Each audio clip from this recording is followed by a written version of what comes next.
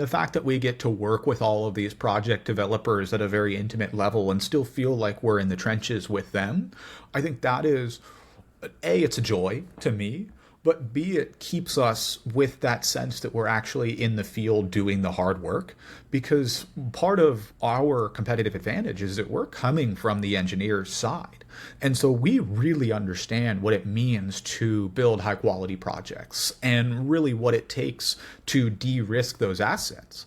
And so when a developer comes to us, we, instead of having this kind of, going to the bank feel, it's instead, hey, we're previous developers. We understand the challenges that you're experiencing. Let's sit down and understand, how do we mitigate these risks? How can we vet your project and ultimately seek to help you raise the capital that you need to help further your ability to build new clean energy projects?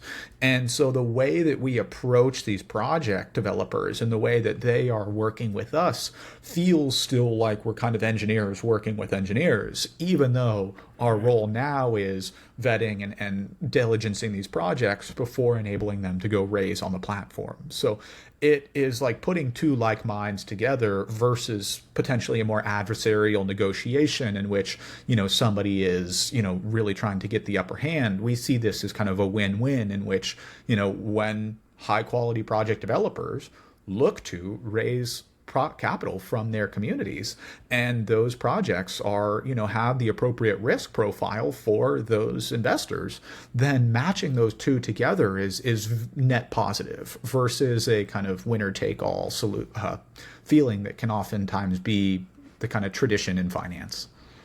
Right. I wonder, it's really great that it sounds like you said your partner, your co-founder, is also an engineer, because are you finding, because anytime there's a big swing in fund allocation, there will all be some people that want to do a project that is kind of a boondoggle. Have you found any people that have come to you that said like, hey, I want you to fund this project, but then when you and your co-founder did due diligence, you found that like, no, this is this is not a good idea. This is a waste of a lot of people's time.